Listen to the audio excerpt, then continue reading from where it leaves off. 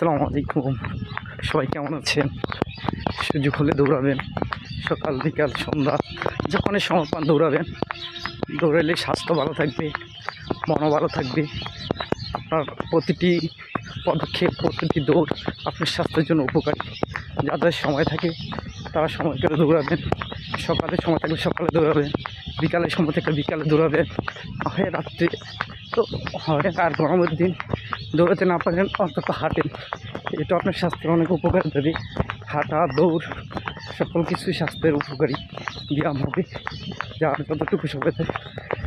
আপনার প্রচণ্ড মন খারাপ, সমস্যা নেই, দৌড়তে চলে আসুন, মন খারাপ ভালো হয়ে যাবে। মন খারাপ থাকলে চোখ বন্ধ করে বাইরে চলে আসুন, দৌড়তে থাকুন, এমনিতে আপনার মন ভালো হয়ে যাবে। দৌড়ে হচ্ছে মন খারাপের মহান ওষুধ দৌড়। যত মন খারাপ থাকে আপনি দৌড়তে বের হয়ে যান, মন ভালো হয়ে যাবে।